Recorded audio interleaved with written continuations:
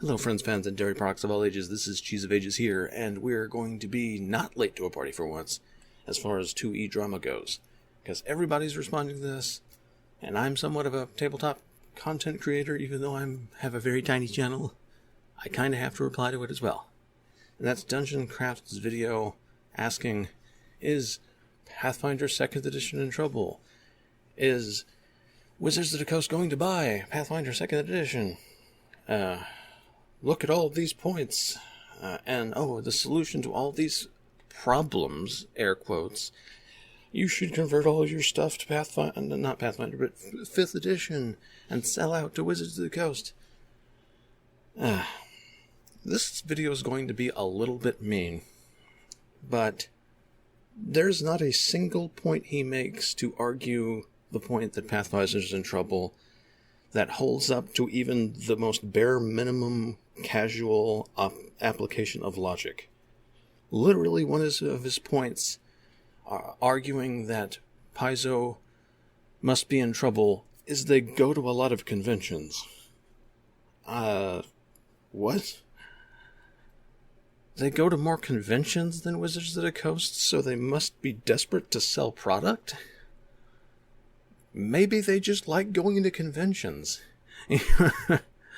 Most tabletop game companies go to conventions, go to a lot of conventions.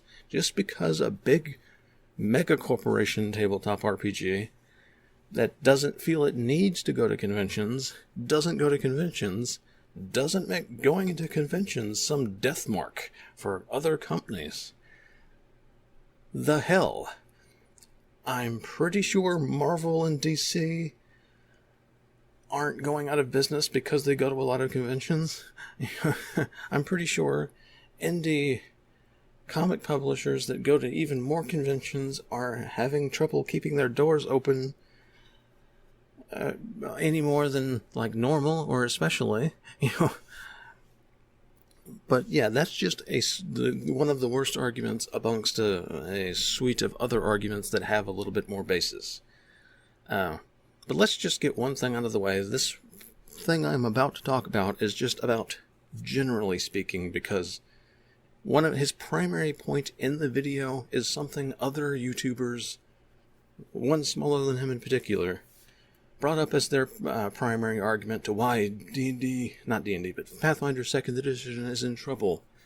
And that's that they had a second Humble Bundle selling PDFs of their products for a really cheap price and having a top tier like 35 option to sell a hard copy book for... Let's just start right out of the gate. They've done multiple Humble Bundles. They have a history of doing Humble Bundles. It isn't inherently indicative of financial trouble. All of their books, aside from Adventure Paths, are available for free on the internet anyway. They give them away. PDFs cost next to nothing to distribute. All the stuff that wasn't available in Archives of Nethys are short story content that in PDF form that they could just shove aside, because those probably don't sell particularly great, even if they even sell those. And a year-old adventure path. Oh no, they must be in significant financial trouble. They're giving away free stuff with a hardcover copy of a book, sold at basically full price. That hardcover book is at the 35 tier. That book costs basically $35. You still have to pay for the shipping. Some of it goes to charity, and you can adjust to decide who gets what charity at the bottom of the thing. Oh no, they must be in huge financial trouble because they did another Humble Bundle. That doesn't mean a goddamn thing and proves nothing. YouTubers, not just Dungeon Craft, but the other one, don't need to make a freaking planet out of a grain of sand. That's just freaking stupid and has no basis in freaking data. Are they trying, what use would selling stuff that's free have into bringing more players into their game. Sure, it's on Humble Bundle. I didn't know about this game. Maybe. But the freaking rules are available for free on the internet anyway. Other than getting eyes on it and pulling them over there, it doesn't really mechanically do anything. This is a company that gives away all of their rules for free on the internet with an officially supported SRD online. They even go to the effort of making it so for big releases, the site can have it the very second it is available for normal purchase. Famously with the APG Advanced Player's Guide. Giving shit away for free isn't a huge indication of poverty. Meanwhile, Wizards of the Coast makes you buy books 3 times to 1. Have the book, 2. Use it with D&D Beyond, and 3. Gain the mechanics to use it on Roll20. And each of those are for full price. Just to have a basic book, you have to spend freaking $120. Paizo, you can buy the freaking hardcover book, the PDF for a pittance. Wizards of the Coast doesn't even sell PDFs. And if you subscribe, you can get the hardcover and the PDF at just the hardcover price. And their officially supported virtual tabletop system, Foundry, that they're partnered with, has all of the books content on it for free, I believe. I'm pretty sure you don't have to buy them individually, but correct me if I'm wrong. I know at least the rules content is on there for free. I don't know if you have to buy the adventure paths individually. But yeah, just because they gave they sold a Bestiary 3 for a $35 thing with a whole bunch of free PDFs that cost them relatively nothing to sell to you, because the content in them is free to begin with, aside from the adventure path, which is a year old, it's not a mark of desperation. That's fucking stupid. I'm sorry. Let's go into other points more specific to Dungeon Craft. One of his primary points is that Pathfinder First Edition, at one point, at its very peak, had nearly 25% of the tabletop RPG market space. And nowadays they only have a bit over nearly 10%-ish. And also in the same video he talks about how the market space exploded in size. So let's see. They have a smaller percentage of a vastly larger market space. Then it means possibly a casual observation of logic might lead you to think that, hey, maybe their player base didn't actually shrink. Maybe their player base is just a smaller percentage of something that exploded. And naturally, the thing that caused the market to explode is Critical Role, Stranger Things, and other mass marketing media that reference D&D specifically. So a large influx of new players coming in, which caused the market space explosion, are naturally going to land in D&D first. Meanwhile, if you look at the actual real data, and not the first thing you Google if you try to find the information and then don't do any further research, the amount of players Pathfinder 2nd Edition actually has is larger than the amount of players than they had with that 20%. They actually have grown in their actual income and player base. They've grown in actuality. All TTRPGs of somewhat large repute grew slightly. Pathfinder 2nd Edition is still the number 2 TTRPG on the market by a solid ratio. And if you believe the words of the lead designer and several other people in the that are in Paizo's upper echelons, their book sales are actually better than they ever were in Pathfinder First Edition. So, and also the online engagement with the product is much higher than it ever was in First Edition. So, and like their actual data presents that Second Edition is actually doing way better than First Edition did, if you look at the actual information. In fact, their Lost Omens books that are their more setting-based books with like lore options and like some like basically their campaign setting books talking about Galarian, but also have distinct player options that are adaptable to other campaign settings. They sell better than the books of the same general type of First Edition content by a country mile, by a lot. Just that one line sells better than 2 other First Edition lines of the same general purpose. Their sales are actually up, if you believe them. And meanwhile, if you look at their base, they've actually grown their number of employees. So you don't hire new people and increase your number of employees if you're failing. That's just not how that works. But speaking of employees, he described 2 people that work at Paizo going to work at 5th edition as jumping ship, even though that's basically just his take on it.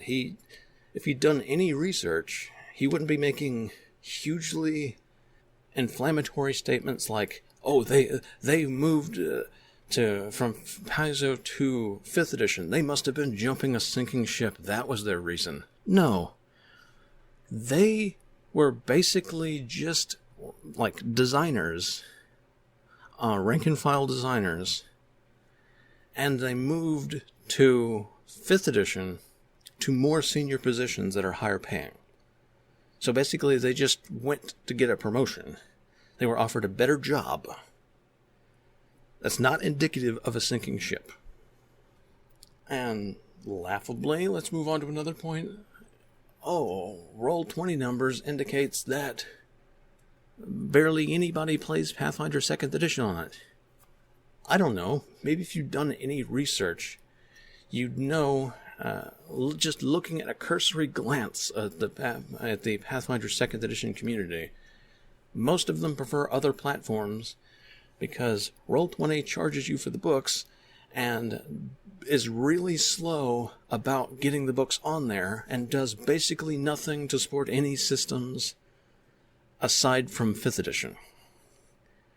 Meanwhile, officially partnered things like Foundry Virtual Tabletop are frequently talked about, get things almost instantaneously, and are massively supported for playing 2nd edition and are far more advanced.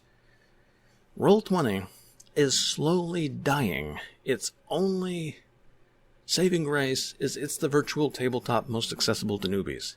All the new players surge into Roll20, and most veteran players, especially of other systems poorly supported by Roll20, have moved on to things they sure have to pay for, but saves them money and hours of prep time over Roll20. Roll20 is universally regarded, even in the across the board in the tabletop RPG community, to be a terrible virtual tabletop that you eventually leave and upgrade from. So, referring to the preferred system tabletop, virtual tabletop of the community that is in fact partnered with the system company that makes Pathfinder 2e some secret place on the internet, is just indicative of poor research. It's an officially partnered virtual tabletop that vastly more supports 2e content, is far more advanced, is far more customizable, and is virtually better in every way than Roll20. and is talked about constantly on every forum for Pathfinder 2nd Edition, to the point you almost cannot browse 5 pages on any forum without seeing a mention of Foundry Virtual Tabletop. Yet this is apparently a secret place where all the players are hiding. If you look at all of the data for virtual tabletops, it's not like there's no players online for freaking Pathfinder 2nd Edition. But no. Most of these points are just indicative of not actually doing any research and fall apart at even a cursory glance at logic. Just looking at them, doing any sort of actual investigative research towards actually seeing if the data is true and making the point solid would show that these points are not valid. I'm sorry if that's a little mean, but this entire video is just basically like, okay, here's this, I can make a video about this, let's Google information to reinforce this point and take the first result at the top. Let's not actually do any research to reinforce these points. I'm sorry. I'm going to say it what everyone else is too polite to say. That video was very obviously lazy, and I won't go so far as to say cash grabby, but it was lazy. There was absolutely no actual solid research done to that. That was 15 minutes on Google. I'm sorry. That's an embarrassment.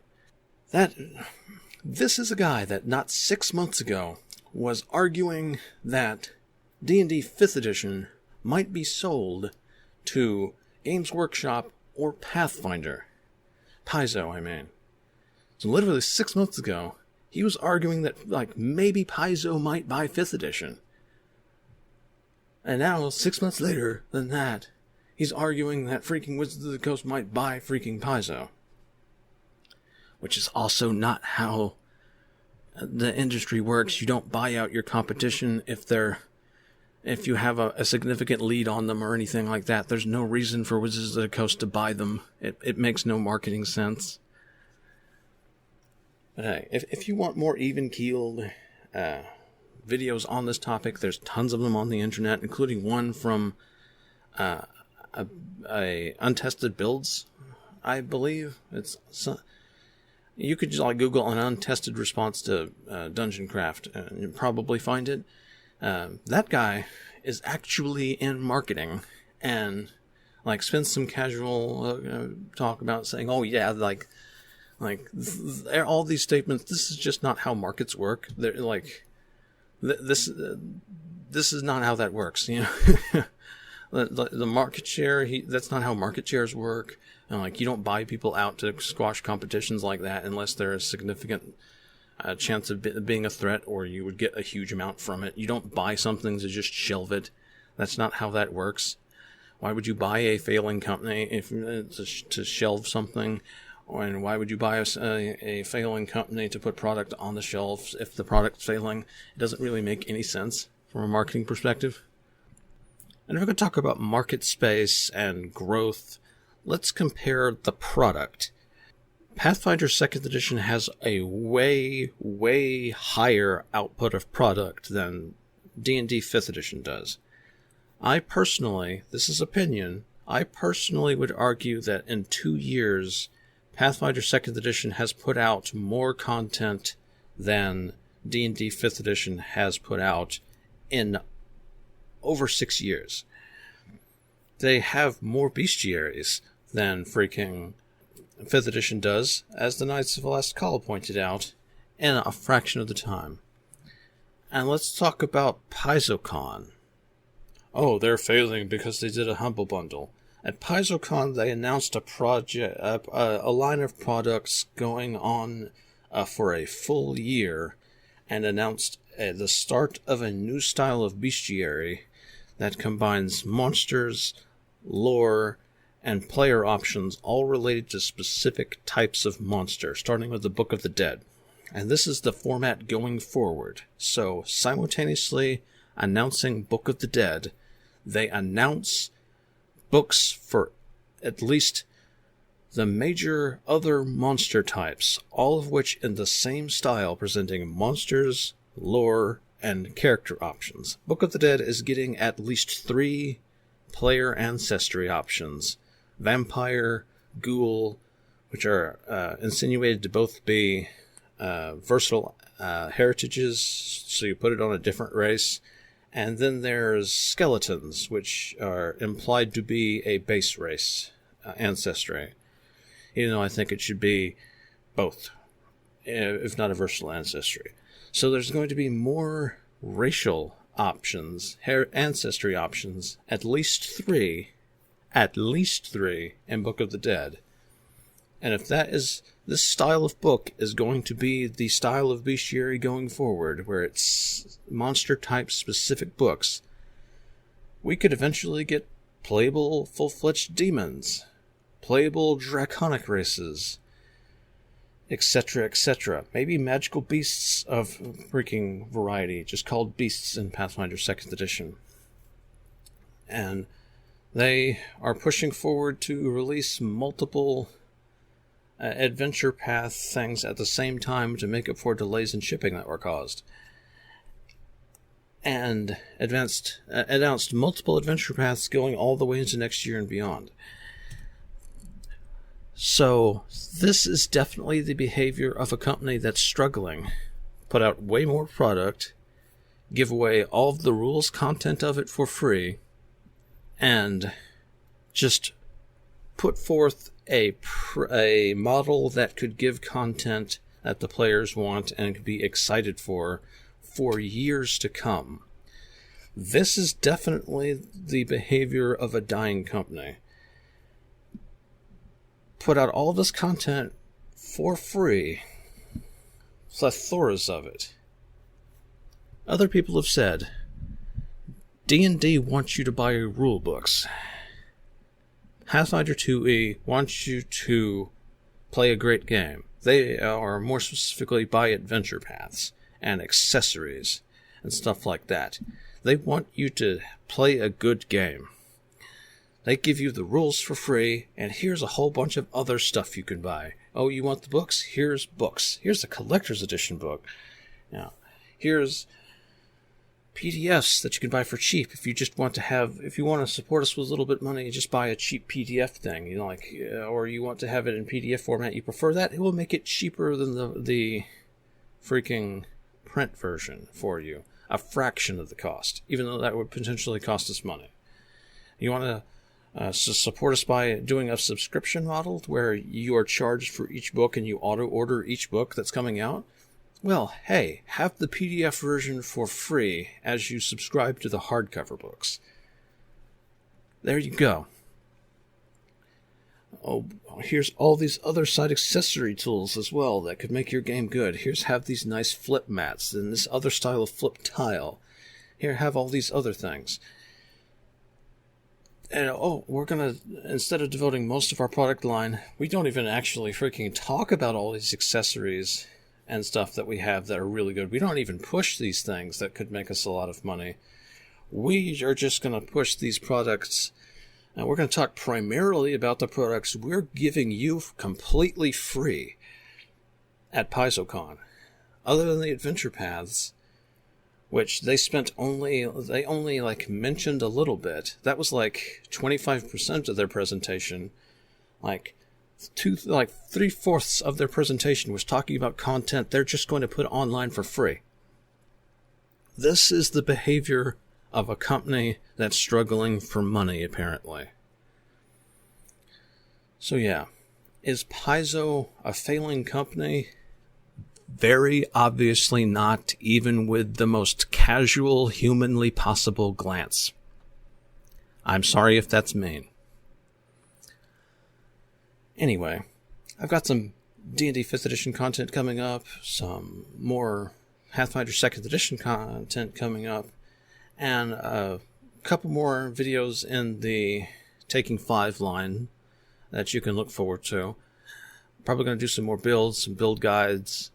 I'm going to poke at making some build guide videos for going over classes and things they could do, but it's kind of a little hard to build class guides for 2nd edition because there's so much customization for each class. It's kind of hard to actually be all-inclusive, since you actually have options in Pathfinder 2nd edition, a drastic amount.